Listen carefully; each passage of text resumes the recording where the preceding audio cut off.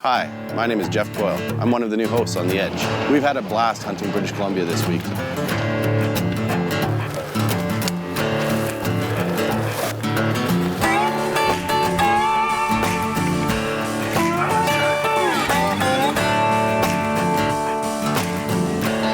That's awesome.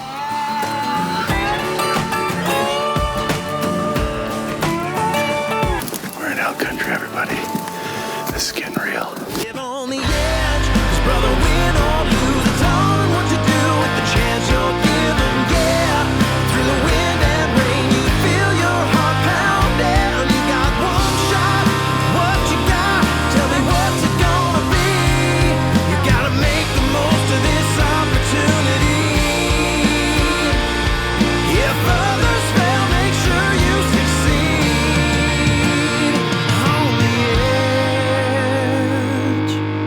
The Edge is sponsored by Seek Thermal, Prime Archery, Cabela's, Hornady, Vortex, High Mountain Seasonings, Browning, G5 Outdoors, Stealth Cam, Grizz Targets, Hawk, Jimbo's Archery, Driving Force, The Enforcer, Plano Field Locker on the money, and Outdoor Edge, makers of the sharpest, strongest replacement blade knives.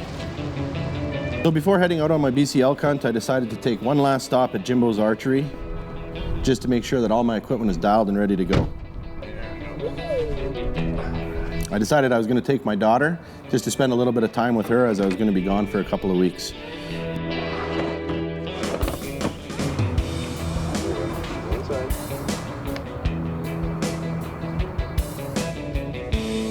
One thing I love about Jim's is he's got a great facility, and their staff there have spent a lot of time getting me prepared for this upcoming elk season.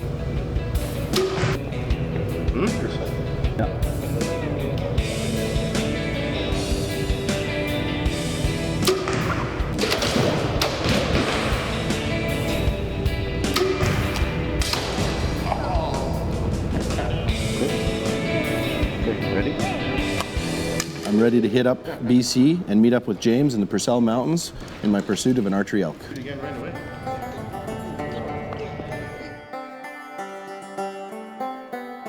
And we're cruising along, just about to come through Fernie here, so we're not far out. It's so exciting when you wake up that morning and you're leaving that day to go to camp, and you've got all these feelings and emotions that are running through your body and excitement of what's to come. And driving out here, I mean, when we came across the border from Alberta to BC, I was like a little school child. I was so excited. I knew I was almost there, and you know, you start to just feel that excitement rush through your body. And you know, then we started driving up the hill to come up here, and you know, it's a ways back in to get to where we are. And I got lost, and I'm like, something's not right. Like, we're not in the right area here. So then, you know, we're in the middle of the mountains, so cell phone reception is not the greatest up here. And so I called James, and he come and got me and brought us into the cabin here. And I was way past where I was supposed to be going. I got a little lost. There's so many roads everywhere. I actually turned around at that point. Good to see you, buddy. How you doing? Good to see you again, you betcha. Back at the Caddy Shack. I don't think I was here for 20 minutes and we were already loading the vehicles and heading out to a small walk.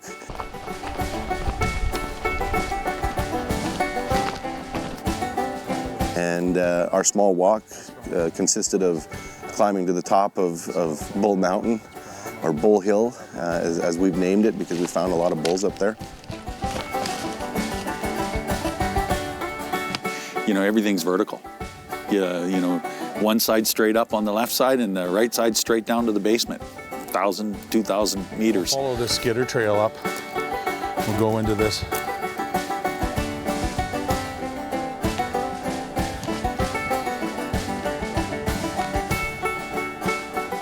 Yeah, so this is a place where a big bull would hang out, right? Big bad weather, you can see the way this evergreen hangs overhead. He'll just lay down in here and he can actually hold out a storm in here. He's right here to the edge of the cut. You can see what's going on. He can see everything that's going on. Yeah. Big evergreen here. Like total protection.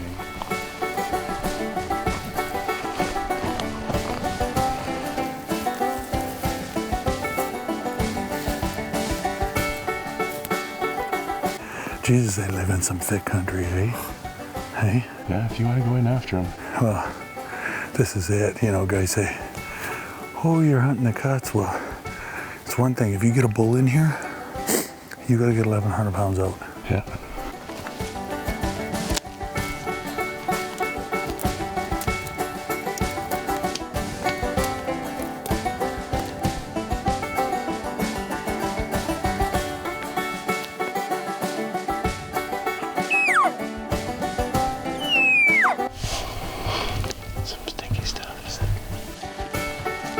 And we decided to go for an evening hike just to see some of the epic scenery that's out here, and got into some thick bush, and you know, we found some beds of some decent bulls that are back there, so we know they're here.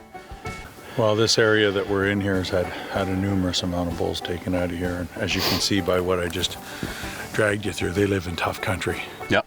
This is tough country up here, and it's vertical and it's thick, and those bulls are big. Yeah. We got in there, we got our feet wet, got the old muscles moving and grooving, so we'll just move on to tomorrow. This segment brought to you by Jim Bo's Archery.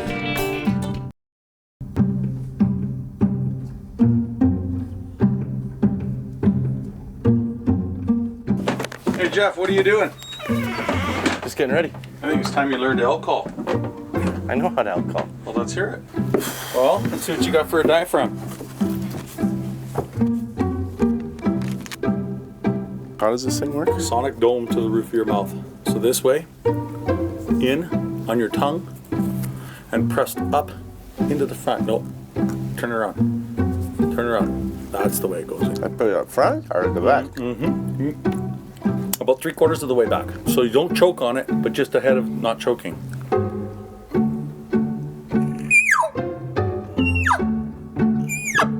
That's a bull? Small bull.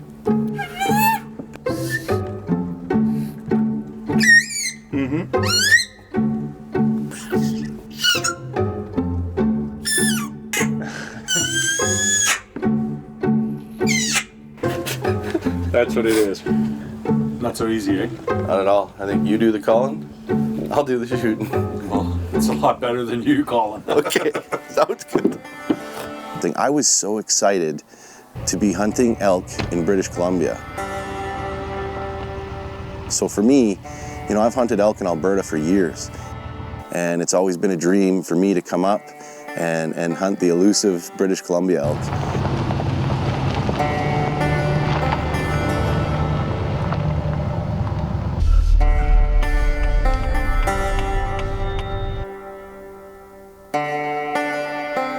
We came out here doing some pre-scouting about a month ago.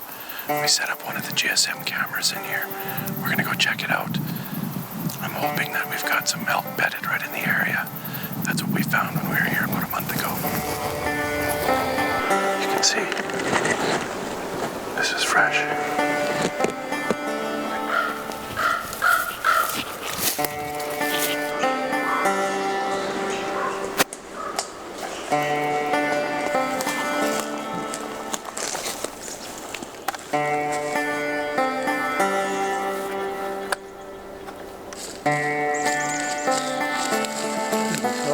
So 8:41 this morning is the first time they've come back.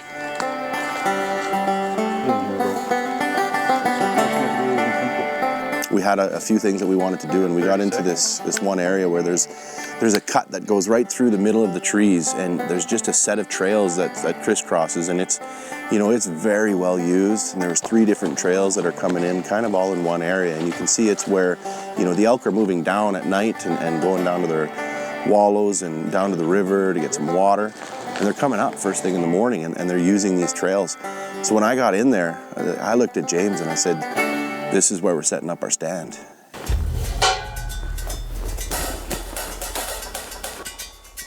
It's to keep it from creaking. We're good? Yeah, I think we're good. We've got good lanes. Okay. Lanes are good. We're clean. Hawks look great. I think we're set to jet. We'll come back in a couple days. We'll let them settle. We'll give her a couple days. We'll come back in here.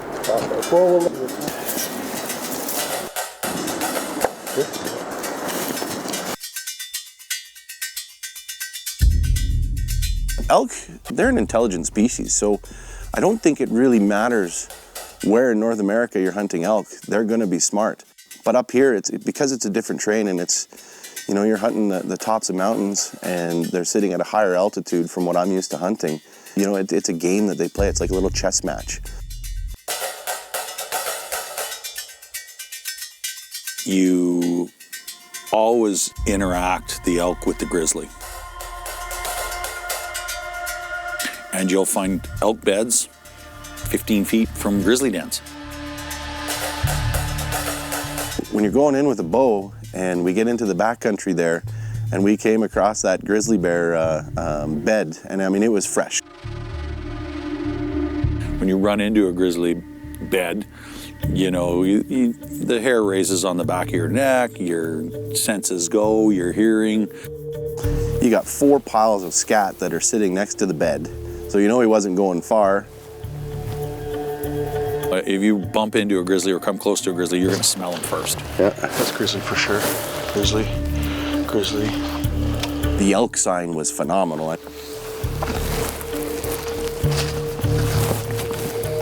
You know, James started doing some calling, just some light chatter.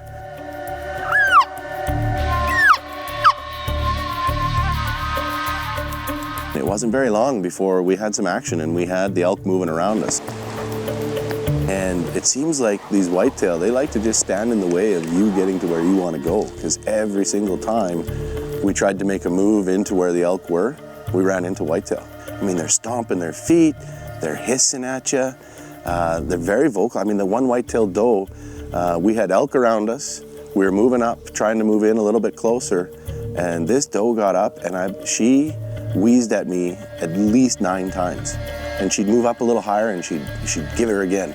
And it was like just a big smoke signal for all the elk in the area. Hey guys, there's a couple hunters below. Just so you know, get out of here.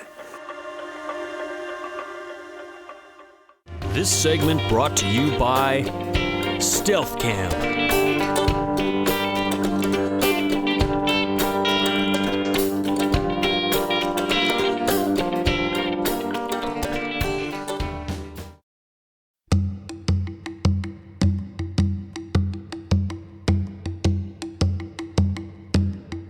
You know, unfortunately, we weren't successful with a bow, but you look to that next chapter, and it's exciting that, you know, I get to pick up my rifle the next day.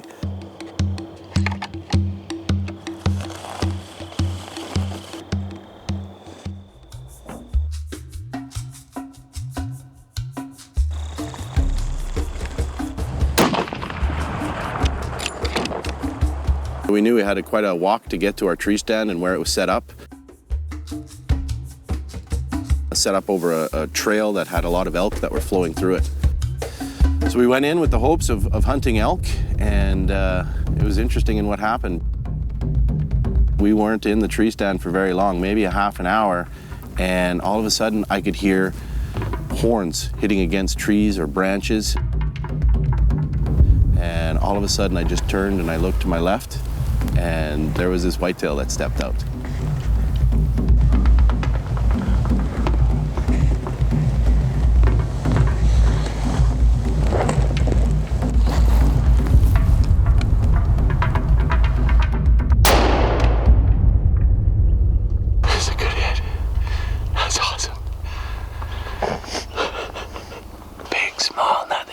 So excited. I am just shaking like a leaf right now. You know, here we are, we're in British Columbia, we're hunting elk, and that's our main target, and that's what we've spent all this time setting up for and setting cameras up for, and hiking up and down some of these hills that have scrag all over it, so it's lifting the knees and climbing high, and you're faced with an opportunity to harvest a beautiful whitetail. You're all fucking like, wah!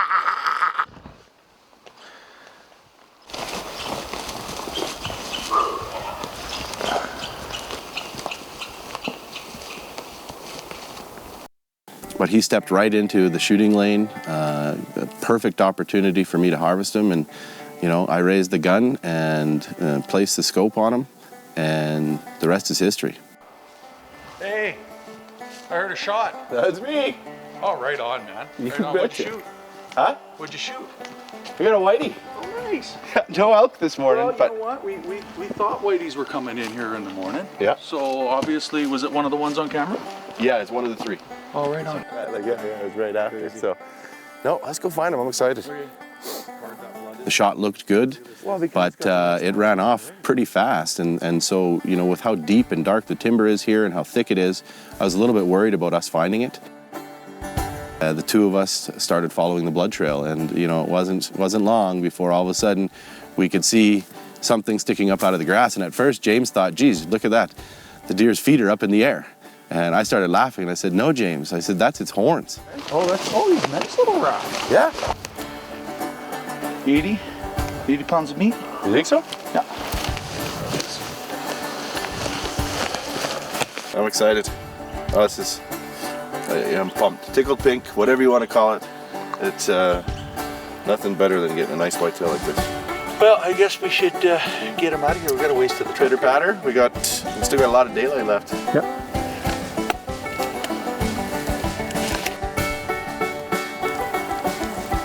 You know, here I am hunting elk, and this whitetail appears, and so I decided to take that opportunity and harvest the animal. The butcher helped us out. He actually hided it and set it all up, and from what I've been told, I have 112 pounds of pepperoni coming, so I'm pretty sure that the kids and the wife are going to be pretty excited about that.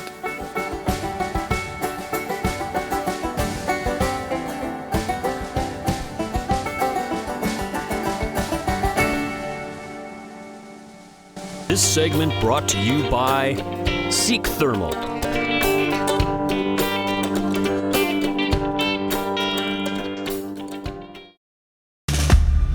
We talked and decided that we were going to go check on one of the other cameras that we had set up on this fence line. And so we started walking down. It's quite a dense, thick brush area, so if you're on a quad, you might be able to ride down there. But in the truck, it was definitely not something we're going to go drive and check our cameras on. So we made the decision that we were going to walk in. It was about 1.5 kilometers to get to where the camera was, but I wanted to see if maybe the elk were flowing through there and had started moving down through their migratory patterns. Well, we got about 200 to 300 yards down the road, and I heard a snap in the bushes. So I started watching, I held back everybody, and I said, "Whoa, there's something there." When what comes up but a black bear. Lucky enough for us, James had a black bear tag. He's never shot a black bear before. James made a great shot on the bear. However, it didn't put it down right away. The bear ran down into the valley. We weren't back in the bottom for very long when we came across the bear. And James had a clear visual of it. The bear started to run and he put it down.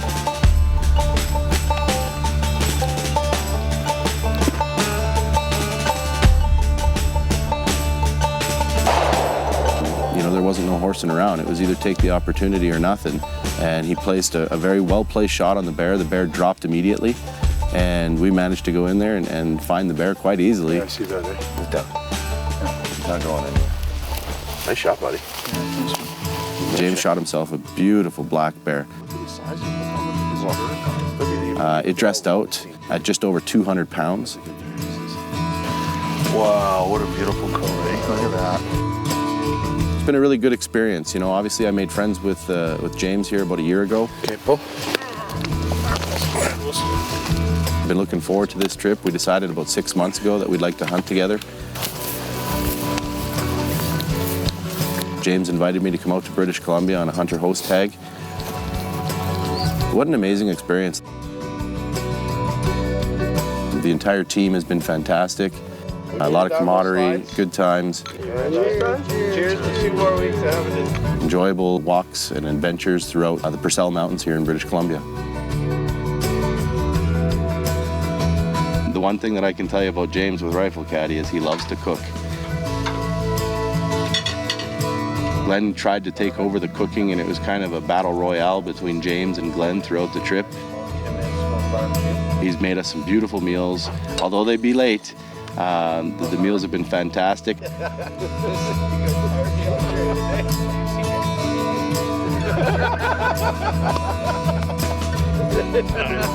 Let me tell you, if you're looking for an adventure, some good exercise, and one heck of a place for majestic scenery, take the opportunity, if you ever get it, to hunt British Columbia. These Purcell Mountains are absolutely beautiful.